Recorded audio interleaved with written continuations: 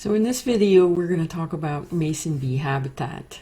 I've been raising mason bees for over 10 years. I haven't really kept track how many years. I've been doing it with a scientific bias, as you'll see in the spreadsheets. This is data-driven information. We obviously need to lend a helping hand with climate change and everything else. In the past, we could just let nature do its thing. Now we sort of have to help nature do its thing. We'll start with things that are easy to control, like overwintering your bees and when to put your bees out in the spring. And then we'll move on to harder things to control, like predators and moisture, which your habitat will have a lot of impact on. To put it into small bullet points, we're going to go over why we need a 6-inch tube at least, and hopefully the data will be convincing. When to put your bees out. There's some variability year to year that you have to monitor. How to overwinter your bees to make sure they don't dry out. And we'll go over the bee season, which is basically 42 days or 6 weeks. In 2017, I collected data on the weight of the bees as they were aligned in the different tubes. So for example, in the back of the tube, the back 2.5 inches or so, you can see where the females are. And in the front of the tube, you can see the weights of the male cocoons. You can also see how big the vestibule was in the tube. Then there's a count of bees in the tube, so you can go from 0 to about 11 or so. And then you can do an overall count with all the tubes, which summed up to 467 cocoons. If you keep track of the mites, you can get a count of the mite problem, which in this year, in 2017, it was about 4% of the cocoon cells, if you will. The other thing I was curious about was the color of the lining. There were several different colors used: white, yellow, black, cyan, purple, etc. The idea was to see if there was a preference in the bees, and also if there was going to be a difference in the weight in the females depending on the color of the liner. So the reason the color of the liner could make a difference is because black likes to absorb heat or retain heat, solar energy. It may have an advantage over the lighter colors. The bees will hunt. When they're hunting for a new nest, they will check. For example, I have masonry on the front of the house, and it's a red color with some black spots in it. And they will check every black spot on that masonry. So they're really geared to seeking black openings and black spots. So in order to attract more bees, it made sense to make the liners black. It would be more intuitive for them to check out that potential home. So I did actually do this test in 2017 to look at some data. But ever since then, I have switched to the black liners. Now you could do this test at home and see yourself what kind of results you get. For example, in this particular black liner, it looks like maybe I had more females than the other colors, if you will. This may be another advantage to having black liners. The bee may believe that the tube is deeper, perhaps, than it actually is, and encourage more female bees at the back of the tube. So it's always a struggle to get more female bees. In general, you can see there's usually 3 or 4 female bees at the back of a 6-inch tube. Whether you can increase that number is a question. But of course, if you reduce the tube length, if you sort of make your tube a 3.5 inch or 4-inch tube, you can see how many females would be eliminated from that population. If you were to cut the tube short to about 4 inches or so, you would lose all these females. The really hefty females usually start at the beginning of the season, and the males usually come after, and they usually trail off. There's usually a decrease as you get closer and closer to the front end of the tube. This is a little bit unusual here. So if you look at the females that were collected by the color of the liner, the average weight of the females, and how many data points are included in that data set. I started with a lot of cyan liners. So sometimes, just because you have more of the cyan at the beginning of the season, it might look like it's the best color. But over time, I decided to go ahead and introduce more black. So the data points on the black were later in the season. But you can definitely see that even between the white and the cyan, the white didn't seem to be, even though there were a lot of them, they either didn't seem to produce the heavier weight females, or the females had to wait longer to get warmer in order to forage, as opposed to having the bees in the darker liners. Anyways, ever since this data, I have been using more of the black or dark colored liners. Also, this year I decided to store them by their weight class, if you will. The distribution were the most frequent for the females. There were 33 in this weight range. The next most frequent in the males was 80 to 90. So there's a definite jump or change in distribution when you go from the females to the males. And of course there's a lot of really light males, and usually when the pollen is plentiful, the males don't get that small. But I think towards the end of the season, when the pollen gets really scarce, and then you get a lot of small males at the end of the tube. Usually you get 3 females per tube.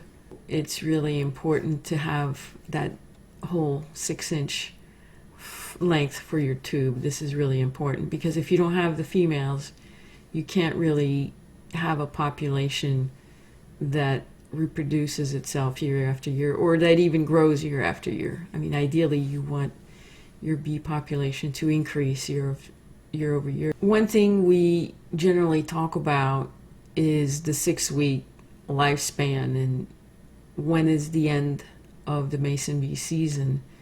And we generally have this rule of thumb that June 1st is basically the end of the season.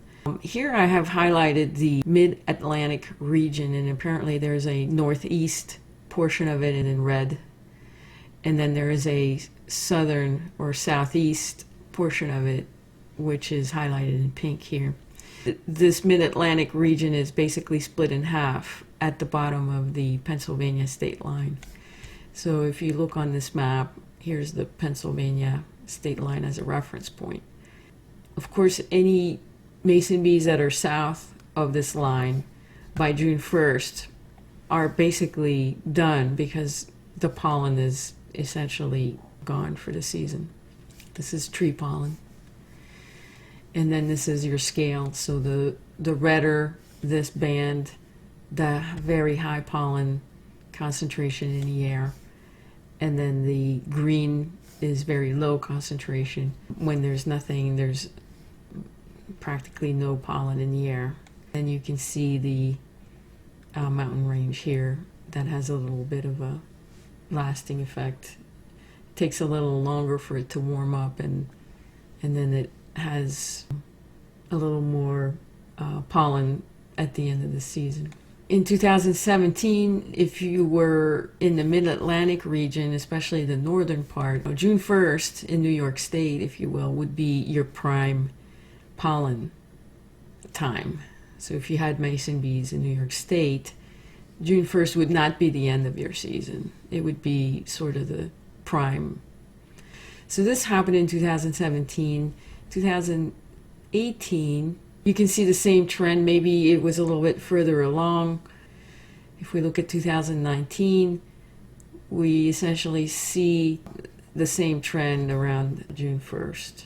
The Mid-Atlantic, the south piece is essentially done and everything southern to that line. But you can definitely see a large red band still coming across here. So this would be prime time for mason bees. So even though the south is done by June 1st, many solitary bees that would be in this band this would be during their prime time. Now if we look at 2020 around June 1st, it's almost prime time. We're in the middle of the orange band at the southern line of the Pennsylvania state border. This would not be a good time to remove your bees on June 1st. You'd want to make sure they were able to use this time period to continue their season. So that raises the question on when does the season start. Here 2018, 2019, and 2020, here's the pollen bands. And the reference date is March 25th or so. The high pollen concentration in the air, where the red band is sort of the prime time for your mason bees. If you were a mason bee and you were hatching on March 25th in 2018 in South Carolina, and you'd emerge in this red band, you would be golden, right? You'd have the maximum pollen that you can have. So this would be great. You know, same for 2019, same for 2020. You really wouldn't notice any difference between the 3 years.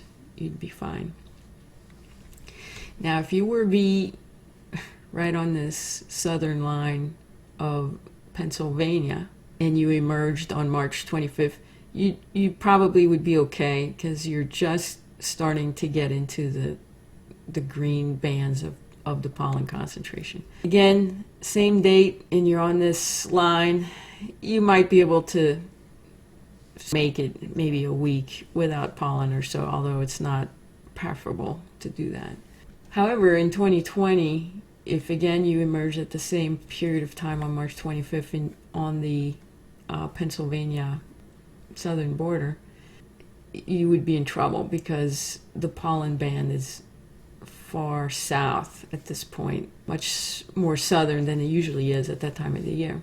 And actually, if you look to see where the green starts to move up into that area, it would be April 8th before you'd see any pollen, any decent amount of pollen.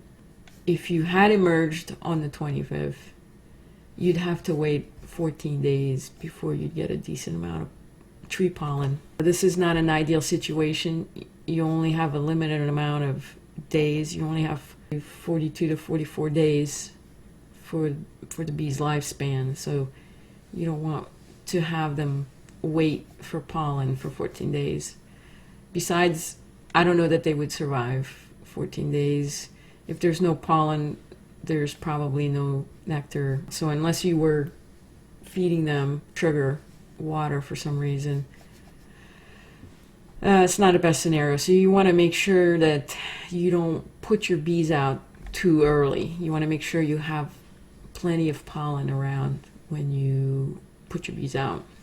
Maybe the global warming or the climate change or the year-to-year variability may not be as impactful on the southern states, but it can have a huge impact if you are in the northern areas of the United States. Another huge impact on survival rate of the bees is how many of them survive the winter. And usually the reason why a bee would not survive the winter is because the air was too dry and it basically sucked the moisture out of them. If you look at the dew point for the United States for the average month of December, let's say. You can see with the different colors, here's the legend for this map. Let's say 32 degrees is the ideal dew point that you want to maintain your bees. So 32 degrees is falling within this purple zone. Or even you could say 32 degrees is pretty close to the border between the purple and the pink. So any bee that is overwintering in the purple zone is going to be fine. It's going to have enough moisture over winter, the month of January, the month of December. They're usually really dry winter months. That is not going to be an issue. Now, the pink zone is going to start to be, a concern when the dew point drops below, is in that range between 20 and 30 on average. So these bees that are in the overwintering in these pink zones, they may need a little help. It would be good to make sure that they're in the fridge with air that has a dew point of 32F, as opposed to being outside. Now, even between December and January, you can see how much the pink line recedes back. In those last winter months, it's the really harsh, dry air that's going to dry out your bees. For example, Michigan, December, it might be okay. By the time January comes around, and then you have to think about February and March, because usually they're not coming out in March, right? These bees at the northern latitudes are probably coming out in April or May. Anything that is white on this map, it's probably good to try and help the bees out by storing them in the fridge with air that has a dew point of 32F. Here's even February for the southern state line of Pennsylvania. And again, you can see that the white zone is below 20. If you're doing mason bees and you're in Pennsylvania, to make sure you are storing your bees in the fridge over the winter. I was a skeptic in terms of how much, if you stored them in the fridge, they always said to make sure that you keep some moisture in with them. And when I did that, sometimes there was too much moisture and they would just rot or get mildew. And I thought, hey, they've been existing in nature without that special consideration. But obviously the fridge is not a natural environment. The fridge is going to be more like this white area. The way to make sure that you don't have condensation on your bees that would create mildew is to make sure that you go look outside when the dew point is 32 degrees F. You go get a container, expose it to the outside air. Preferably it would be ideally fridge temperature, so there's not a temperature drop when you put that container in the fridge. But if there's a little bit of a drop, it doesn't matter, because it won't form condensation inside your container if you grab the air at the right dew point. And you don't have to worry about water condensing on your cocoons and causing mildew, etc., etc. The simplest method is just to get a airtight sealed container, put it outside when the dew point is 32F, put your cocoons in that container outside, seal that container outside, bring it in, put it in a fridge, and you can put some analog meters on it so you can see exactly what the humidity is inside of that chamber. And every month or so, just change out the air. The bees are still breathing, they're still producing carbon dioxide. Carbon dioxide is heavier than air, it will still drop down to the bottom of your container. So you want to sort of elevate the cocoons from the bottom to make sure they don't just breathe carbon dioxide as it accumulates in the container. Here is a current weather forecast for February in the Mid-Atlantic region, and you can see on this dew point, which is graphed in this green line, it is remaining fairly low, below 32 degrees, which is this blue flat line. So this is dry, very dry air, especially when it hits 10 and that kind of thing.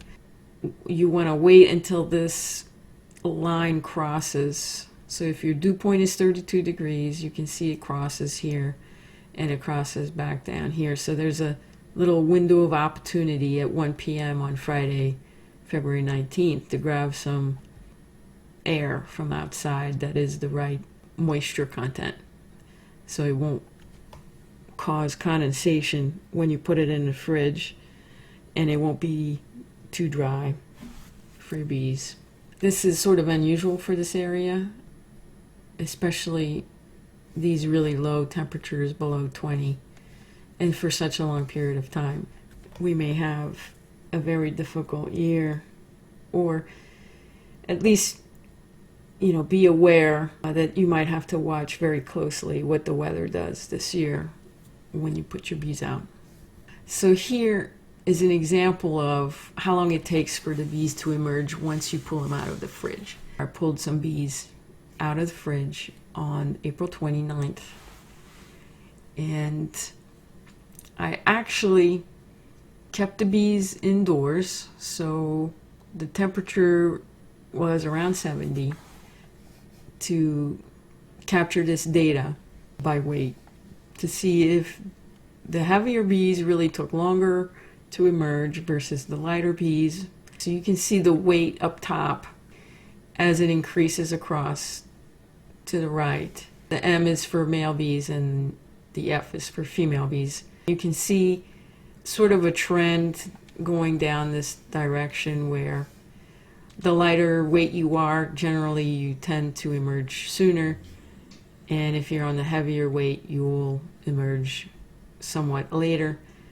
But sometimes that rule doesn't always hold. For example, since this is the most frequent weight for females, there were a lot of females that took a little longer to emerge than what you'd expect.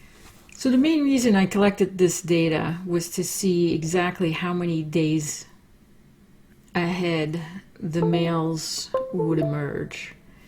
So if we look at the sum of the bees that emerged, regardless of weight, we can see the highest frequency for the males was, let's say, at 3.4 days, with 12 emerging, and maybe a few of them emerging before that, especially the really light males. So let's say the males emerge at 3.4 days, and if we look at the same data with the females, there were 8 that emerged at 4.4 days and 9 that emerged at 5.4 days. The males did take 3 days to emerge. The females only took 1 to 2 more days than the males. So the males are really around for maybe 1 day to 2 days before the females emerge. On average, the majority of the males hatch within 5 days. The most frequent was 3.4 days.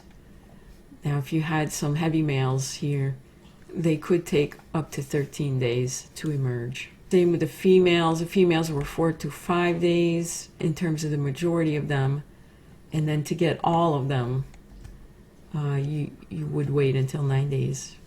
When you are taking your cocoons out of the fridge, you want to know how many of them survived the fridge and how many of them were perhaps contaminated with what I call the monodon, which is one of the parasitic wasp for the mason bee.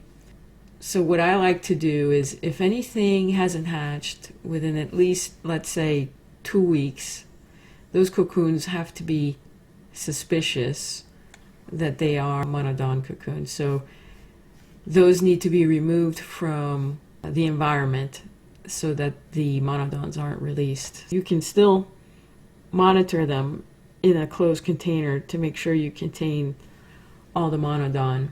And it's always good to know whether all those cocoons were monodon contaminated or if the fridge dried them out so that they had not enough moisture to survive. 2018 or the year prior, 2017, wasn't a good year in terms of monodons for me. As you can see, the number that emerged or hatched, if you will, was much lower than the number that didn't emerge. So I only had about 1/4 of the male bees unaffected by the monodon, and 1/3 of the female bees unaffected by the monodon. Now I was glad to see that the females somehow had more protection, or more of them survived than the males. So the good news was that the monodons all survived perfectly well the fridge, but bad news is they were monodons versus bees. By the 19th, I knew that, which was about 7 days later, that all of the monodons emerged. So you have to really keep an eye out, because you don't want all these all the remainder of these cocoons to be hatching out these monodons. That's a lot, and you can basically wipe out your population. It's important to keep track of time, and if those cocoons are not emerging, you have to really put them under control, or even flush them down the toilet. Because if you just throw them out on the ground or do something else with them, they'll still emerge. So you really have to do something so that they don't get into the environment. All right, so here's another chart where I kept track of when the tubes were plugged.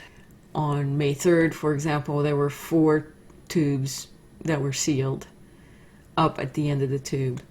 And then on May 5th, there was another 4 of them, and then 1 on May 7th, and so on and so forth.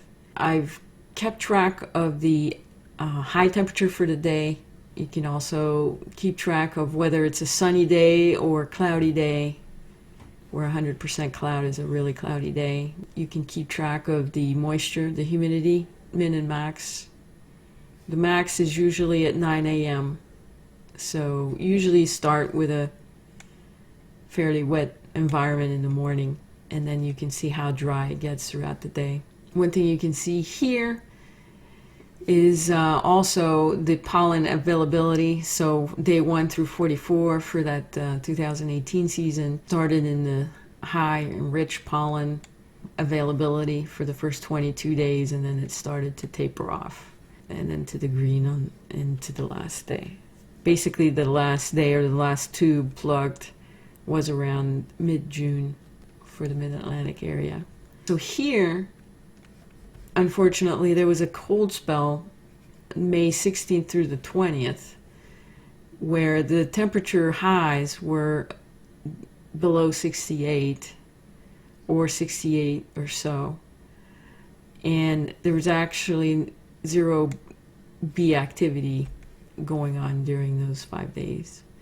And it's a shame to have those cold days during the high pollen time frame, because there's only 22 days of high pollen time. So I usually try not to put the bees out unless I know I have a pretty good string of days that will be 69 or above, because I know those days where it's 69 or less, the bees are not really going to want to fly. And you'll sort of see that trend throughout. Putting the bees out on May 15th in 2018 in the Mid-Atlantic area would not have been a good idea, because the bees would have not really done much for 5 days, and you really want the bees to go out immediately. Pollen has to be present, and the temperature has to be there for them. Usually the forecast for the next 5 days is pretty good. For the next 10 days it's maybe not so good. So you may make a decision on May 3rd to put your bees out, and maybe you kept some behind. You didn't release them all on May 3rd, because if you have a cold spell like this, sometimes try to release your bees the day after or so, and try to maintain the season as it goes longer. But of course you don't have too much room or delay the release of your bees. we cannot control the weather, so we can't control this happening, and it probably happens every year. There's going to be a week that is really bad, but you can try to make your shelter to make sure your bees are as warm as possible and as dry as possible. Here's the same data for 2019, what the high temperature is, and actually when you travel, obviously you can't really collect data. That week was not a good week for activity. Again, sort of lost a week. It wasn't in the prime pollen season, which actually seems to have started in earnest around mid-May, for example. So it's always good to maybe hold some bees back a week or so you don't put all your bees through 5 days of sitting in a tube, basically. For 2020, you can do the same chart, and of course, 2020 had an unusual freeze on May 8th and May 9th. So if you looked at the forecast on May 5th, and you look at your highs for the days, and you can see it's not really a good time to put the bees out because the highs are low. They're not above 69 or so. So they're not going to be wanting to fly. But you could say, hey, I'm just going to put the bees out anyways because this is when the pollen is happening. If you look at the lows, you try to make sure there's no freezing weather. But so on May 5th or Cinco de Mayo, it looked like Friday and Saturday, they're going to be tolerable. They're not going to be that cold. And then when you get closer to that time frame, you realize, no, it's going to be freezing. It actually froze. And even though they called for 34 and windy, it was 32. So not only does the temperature drop to around 32, but because of the wind, it feels like 24. So this purple trend down below says feels like because of the wind, and it feels obviously a lot cooler than just the temperature because of the wind effect. But this is not an ideal situation to have freezing cold for your eggs that are in the bee house. This situation, I don't think I've ever seen before, where you had freezing weather in May for the bees. I was really concerned about them, and I took some extra measures to try and keep the bee house at least 40 to 50 degrees. I used some styrofoam, some mylar, and some aluminum that I could put into the house. So they were either room temperature or a little bit higher. Put them in the house and try to keep the house sort of in a normal temperature range. There was some activity after the temperature came back to normal on the 14th or so. So we're, 14, 15, we're back in the 70s where we should be, and back in the 50s for the overnight temps. Obviously, it was just luck that it stopped at 32. It could have gone colder, could have gone for a few more days. Probably for 2021, we should be prepared to try and make sure the bees survive a freeze spell. Hopefully, this is a fluke in 2020 that it will never happen again, but chances are it's probably due to the climate change. It may happen every year during the bee season. So maybe now is the time to make sure the bee house can make sure that the bee eggs or the larvae don't freeze during the bee season. This is my vintage bee house that I've been using every year. Basically very simple teak wood in a house shape. You put your 6-inch tubes in. I have a little plexiglass about an inch or two to protect from the rain and the wind. You can see the bee flying in here. They like to zoom in, really fly pretty fast. If there's a lot of wind, they will sort of slow down. They'll sort of get out of the wind and then they can home into the hole and get in without the wind trying to blow them away from the hole. So this wind guard is really helpful for them to zoom in and out, and of course it keeps the rain off of the mud plug holes here. You can also see some of the aluminum and copper tubing that I was putting in to make sure that the house would remain warmer, especially where I knew there were active bee tubes. When you use this pattern, you'll have holes on the side. You can use half-round rod to plug those holes up. I kind of like the hex design over the circular because it tends to protrude into these cavities quite a bit more. You might think that the contact is not that high in order to keep the bee house warm, but actually these rods really warmed up the bee house. Of course, the Monodons love this environment because they can crawl into all these little spaces. The only drawback to this house is the interstitial space between all the tubes. I guess maybe one of my pet peeves are these mason bee death traps. You might say, let me try to buy a house. Maybe it'll be better than something I can make. If you go to Amazon and you basically search for mason bee house, this is what will come up. Of course, all the sponsored results come up first. None of them have at least 6 inches of depth. This one that has 3 3/4, it's a nice triangle. Maybe, I don't know, there's 3 machined holes up top and then some really irregular bamboo tubes. And the reason I don't particularly like the irregular bamboo tubes is you want your bee to be collecting more pollen rather than mud. You want to make it as easy as possible to plug the hole with the minimal amount of mud, but yet big enough for the bee to develop properly. So that's why it's ideal to use a one size hole. That's ideal for your bee. You know, these look too small, these look too big, so there's a total waste of time for the bees, for the mason bees.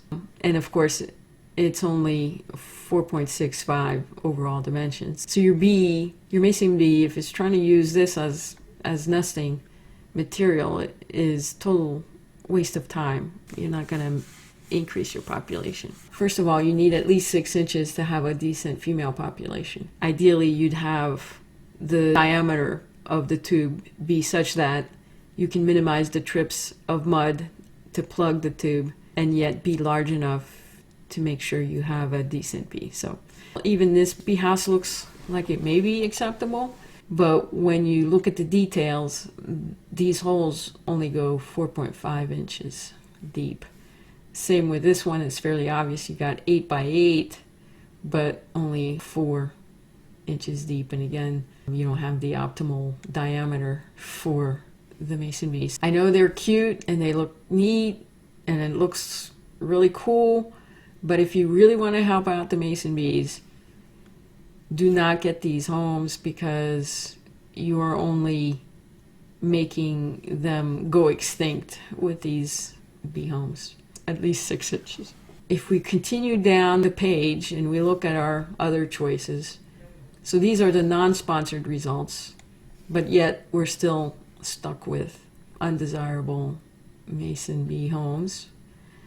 And then we go deeper into the choices. So remember, it's very simple. This bee house is already 10 times better than all the choices that we've seen so far that we could pay money for. Now, this bee home, which looks like it may be for $20, it's just basic square with some tubes, and it looks like it may be 6 inches deep, although it doesn't have a lot of guard for wind and other things. So this may be a potential. Of course, none of these are going to work for us. If we go another page down, we see this one come up again. And then we did have a reviewer who put a picture up showing how deep these tubes that are provided with the house are. They're shorter than the 6 inches. Although this looked like it was acceptable at first, you can see that in the end it's not. Now this poly bee looks like it is full length. As you can see, if you pay 12 bucks for this bee house, this might be the best bee house you can get on Amazon. But if you're going to do that, I mean, you might as well be able to put something like this together, because even this has more rain guard and wind guard than this bee house. I know it's cute. I mean, this is really cute and everything. It looks really cool, but it's just not going to help your bees. It's just going to kill them. So now we're getting into something that looks like it may be a decent bee house for $42. But again, you always want to know how deep the hole is. And so somebody asked that question, right? How wide are the holes and how deep is each hole? Thank you. And the answer was, the holes are about 1/4 inch square and run from the front to the back. Okay. So I don't know why it has to be such a mystery to all these bee home manufacturers on how deep these holes are. Maybe they know that if they're not 6 inches, people won't buy them. Hopefully that's the case. Like, for example, this bee house. This looks like a fairly serious bee house. What is the depth of this drilled hole in this block? There's absolutely no information about it on all the reviews or all the specs. One way to make sure you have a 6-inch tube is to buy basically a cardboard tube that's 6 inches and get the liners or make your own. I mean, that's the easiest way. $13 investment in some bee tubes, refills, fine. I wouldn't even buy anything natural like this with the variable sizes. You could pay more for that and think that you're helping the environment maybe by not buying a paper product. With the amount of plastic we have in the world, paper products are probably the least of the concern in terms of protecting the environment. So as a reminder, you can build a better mason bee house than the first page of the mason bee houses that are listed for sale on Amazon. And that was about 49 of them. Just getting a bee tube, putting a liner in it, capping the back, and putting it in a box with wind guard and rain guard is basically what you need. Function really is more important for saving the bees than the decorative aspect of the bee home. One major improvement that needs to happen is obviously getting rid of these gaps. So that's going to be my next generation mason bee home. Of course, the other issue that I want to solve is the issue of being able to handle freezing temperatures. A little bit about the Monodon. It's Monodon tomeris wasp. It looks like a gnat. You can see a tube here. They have an incredible ability to crawl out of these tubes through the side.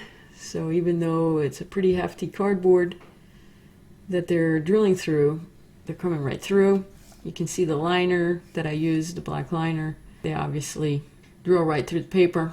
You can see the paper holes corresponding to the holes in the tube. Sometimes you can also see the neat thing about using these papers that you can unroll fairly easily is if you hold it up to the light, you'll definitely see the holes. But if there was a Monodon that somehow punched through the cardboard to lay eggs, when you pull the liner out, you'll see that really small pinprick hole in your paper as well. So if you know you have that pinprick hole here, you know this cocoon is likely infected with Monodon. So you can, when you're cleaning out your cocoon and you're opening up your liners, you can separate that cocoon out immediately for, monitoring. So usually I put them in glassware where they can't escape. You monitor whether that was the issue with the cocoon, or if you don't see any Monodons coming out, it was maybe the refrigerator conditions caused the cocoon to perish. Of course, you don't want these to escape anywhere. You can see as soon as they emerge, they reproduce. And remember, the monodons can do 2 seasons within one bee season, so they can really do some damage. If you suspect that one of these cocoons has the monodons in them, you don't want to just throw them to the ground. You definitely want to flush them. Once they all hatch, they can survive about 2 weeks, maybe 3, without any food. So in conclusion, always use a 6-inch long tube. There's really no reason not to, because otherwise your bee home just becomes a death trap. It should at least have 6 inches, and if it doesn't have 6 inches, move on to the next bee house. Always use liners. Even if you're using wood blocks, I would use liners. If you want to use wood blocks and you don't want to use the liners, then you definitely have to sort of flame broil your wood blocks. You can maybe put them in the barbecue if you can. Bake them in the oven if you can. But you really want to get rid of any critter that might have survived year over year. So mites are the big thing. You don't want your mites to survive year over year. I tend to use the black construction paper to wick the moisture away. Seems to work really well, as long as you're not in a monsoon where it's raining every day and it's 100% humidity every day. Climate change is going to make it more and more moist, so wicking that moisture away is going to become more and more important for the mason bees.